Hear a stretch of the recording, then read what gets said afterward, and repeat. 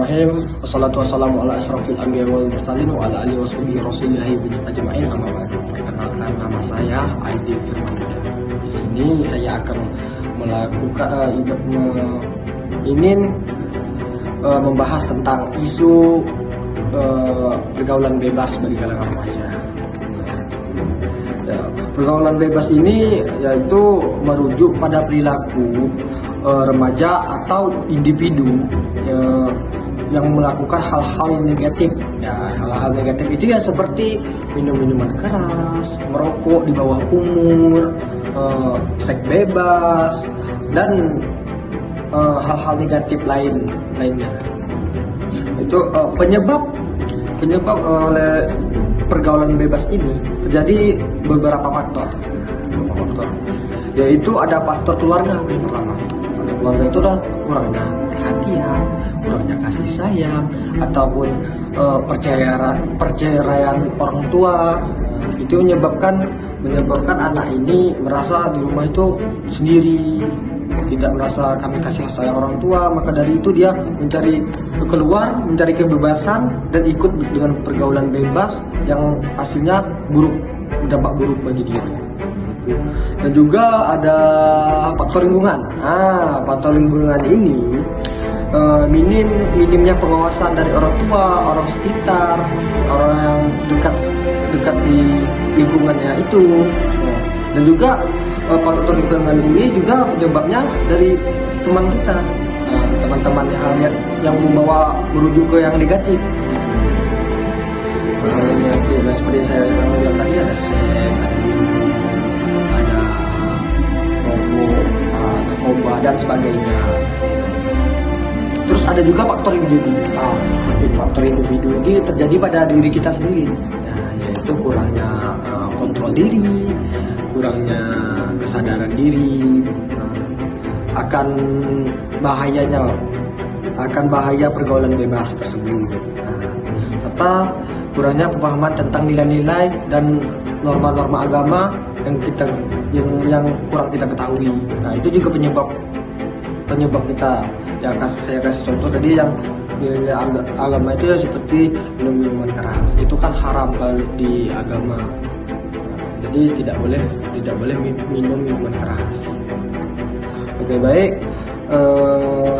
Dampak pergaulan bebas ini terjadi lagi beberapa faktor dampaknya tapi seperti kesehatan fisik. Kesehatan fisik itu seperti terlibat dalam seks bebas dapat meningkatkan risiko penyakit.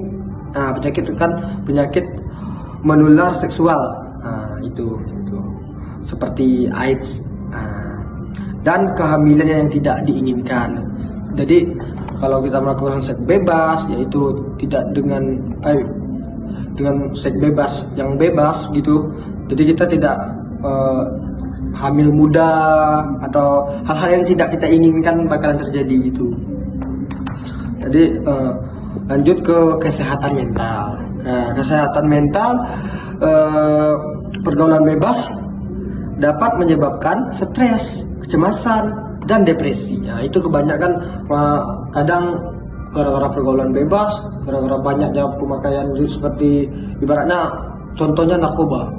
Jadi kita ketergantungan dari situ, tidak dapat memakainya, akhirnya kita potong tangan, isap darah ini, ataupun kita udah stres, depresi, ujung kita gantung diri. Alhamdulillah ya, jangan sampai kita bisa seperti itu. Berat kita pergaulan bebas, tapi pergaulan yang ranahnya positif, jangan negatif. Pendidikan, ini juga pendidikan ini perilaku ini dapat mengganggu prestasi akademis dan membuat remaja malas belajar, atau bahkan putus sekolah. Karena dari pengaruh yang bebas tadi, yang bebas semuanya tadi.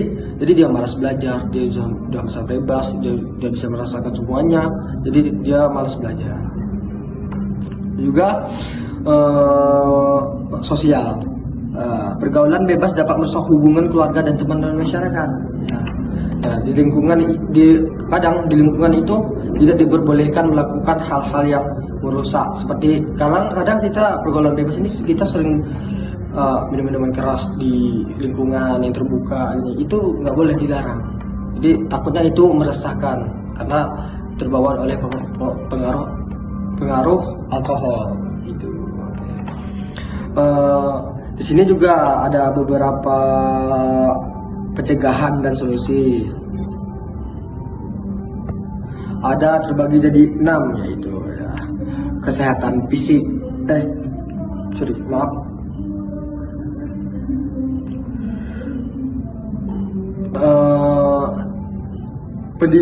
pendidikan seks dan kesehatan reproduksi.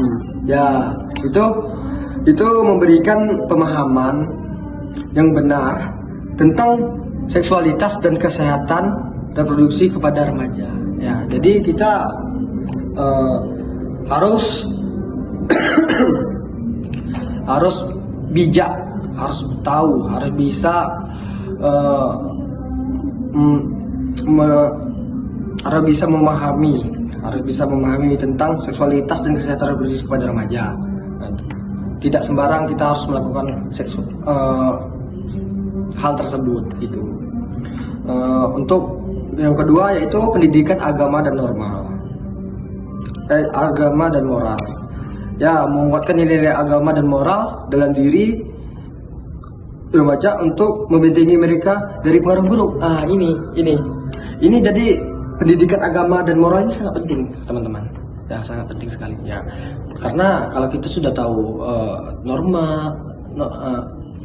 moral, kita sudah tahu norma-norma agama, kita akan mempermudah hidup kita. Ya, itu seperti yang saya contohkan tadi ya kan, teman-teman. Kita sudah tahu norma-norma agama, apa yang dilarang, apa yang tidak, kita tahu semua. Jadi kita setelah kita dikasih tahu pemahaman tentang normanya, tentang moralnya, kita akan bisa bijak dalam mengambil keputusan. Baik, untuk yang ketiga yaitu pengawasan dan perhatian orang tua. Ya, ini peran orang tua itu sangat penting, teman-teman. Sangat penting. Ya, jadi bagi orang tua, dia harus berperan penting untuk anaknya, kasih perhatian, kasih sayang. Jangan buat anak ini depresi. Ya, itu sangat penting, kan? Karena menciptakan lingkungan yang kondusif, orang tua perlu memberikan perhatian dan kasih sayang, kasih sayang dan pengawasan yang cukup kepada anak-anak mereka, supaya dia tidak merasa sendiri dan juga tidak melakukan hal-hal yang melenceng dari keluarga kita. Terus ada lingkungan positif, menciptakan lingkungan yang produktif dan berkembang remaja baik di rumah maupun di sekolah. Yang kelima, keterampilan menolak tekanan, melatih remaja untuk memiliki kemampuan menolak tekanan dan teman sebaya mengajak pada perilaku negatif.